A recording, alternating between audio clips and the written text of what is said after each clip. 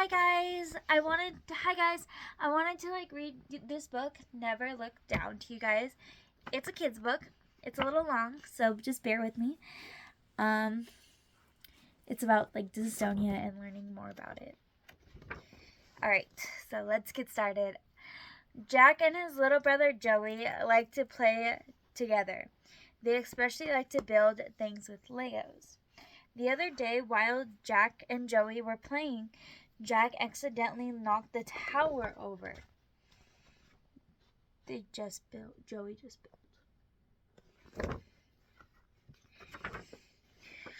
Joey cried out, "Jack, why would you do that? I worked so hard on that tower and you destroyed it for no reason." Jack replied, "Joey, I didn't mean to. It was an accident. I didn't mean to knock down your tower. I swear my arm moved on its own."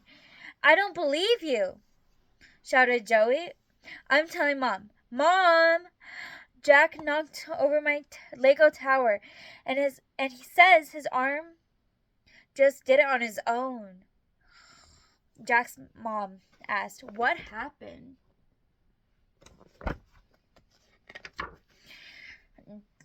Jack answered, "I don't know, Mom. My arm swung out of its own, like the other day, when I suddenly dropped my lunch tray." The kids in the cafeteria laughed, and one of the teachers told me that I needed to pay more attention. She made me clean up the mess by myself, even though I told her it was an accident. "Mom, I really didn't mean to drop that tray or knocked down Joey's Legos." Mom, Jack's mother suggested, "I think we should talk to Dr. Meyer. Let's see if he can tell us why these things are happening."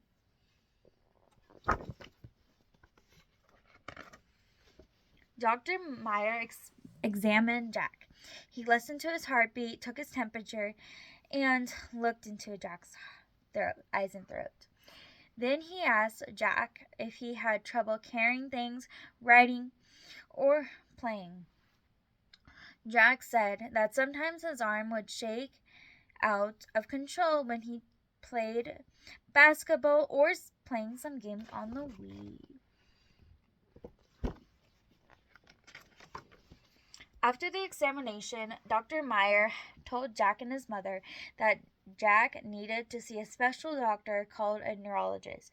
Neurologists study our brains, how our brains and muscles work together, explained Dr. Meyer. A week later, Jack and his mother went to the neurologist. Her name was Dr. Aram. Dr. Aram's office was a lot like Dr. Meyer. It had interesting kids, books to read, fun games while you wait. Dr. Aram asked Jack to move his arms and legs. She asked Jack to tap his toes and then asked him to move his eyes in different directions, left and right, up and down. Dr. Aram asked Jack to touch his nose with his index finger and then reach out to touch the doctor's finger. She asked Jack to repeat it really fast. This was tricky and made Jack laugh. Dr. Aram told Jack that she needed a sample of blood with his finger to help figure out why Jack's finger was moving out of control. Why his arm was moving out of control. She explained, "Your blood has clues about why your body feels or acts a certain ways. It helps us understand why your arm moved when you didn't want it to." Sorry guys, that was a lot. Days later, Dr. Aram called to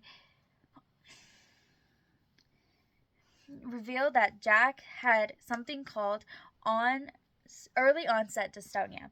People get dystonia in many different ways, Dr. Aram explained. Sometimes people get dystonia after someone is injured, or from different medications. Other times it can be irritated from not irritated, inherited in our genes. Genes control how different parts of our bodies act. When the gene called DYT1 isn't quite right, it can cause dystonia. Dr. Aram ensured Jack isn't and his parents that dystonia isn't a result from anything they did or didn't do, and that it was actually more common than people realize. Dr. Aram said that other people in Jack's family, such as his brothers, cousins, aunts, uncles, may have DYT1 genes that aren't quite right, but they may not have visible symptoms like Jack with his arms.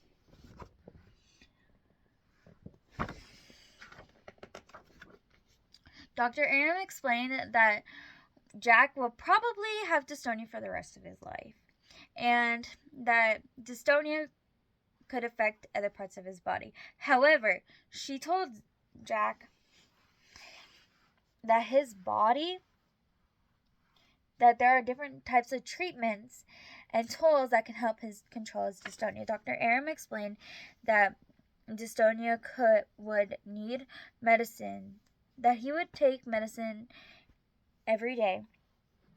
She reminded Jack to tell his parents when his arms are more frequency and out of control movements. Jack looked sad as he promised to tell his parents about any changes to his arms or body. Oops, I forgot to show you guys.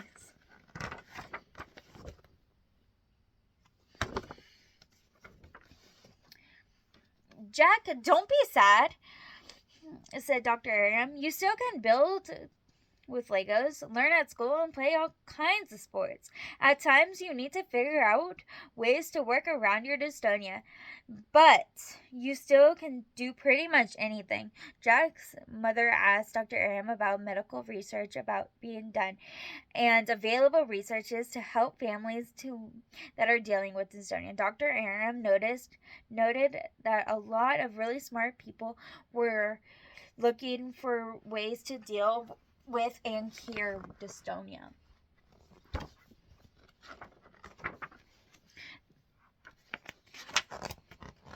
The next morning, Jack started to pour his cereal into his breakfast bowl. Joey jumped into his seat and grabbed the box.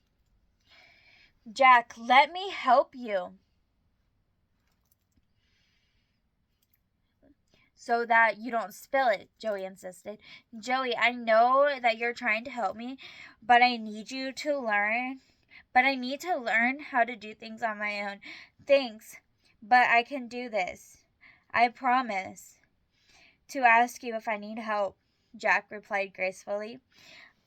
Later on the bus to school, Jack's friend Bobby was holding a seat for Jack.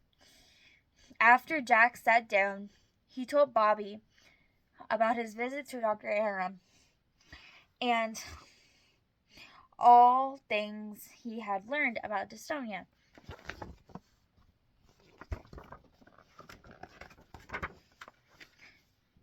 Do you remember the other day when I accidentally dropped my tray in the cafeteria? Asked Bobby. Sure.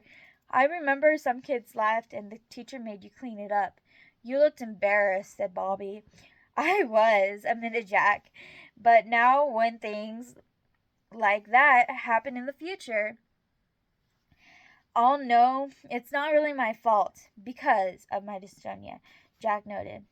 And in some ways, your dystonia is kind of like my ADHD, because sometimes my body does things that I don't mean to do either.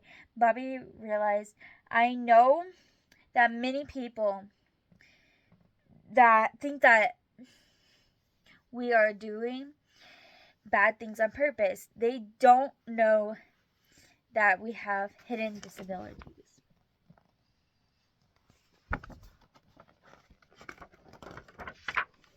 You're right. You're so right, Bobby. We need to explain our problems to other people so they can understand better. We shouldn't be embarrassed or feel badly. My dad says that everybody has problems that they need to deal with. Some problems are easier to see. Other problems, like our disabilities, are kind of invisible. So it's hard for other people to understand.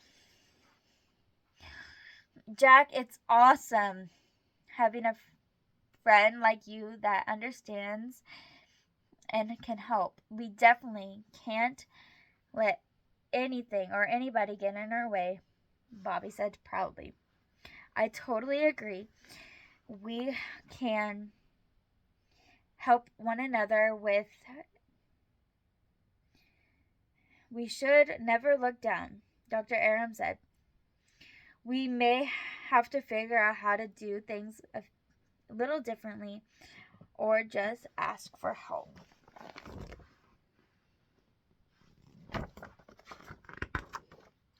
Now, like how, Jack? Like now, Jack asked Bobby. Do you need help carrying your backpack? No thanks, Bobby. I've got it. But if you want, share your chocolate pudding at lunch. I wouldn't say no to that, smiled Jack. The end. And they have like a little note too. But it was a mother and son that wrote this book. And I think it's phenomenal. I hope you guys have a fantastic rest of your night.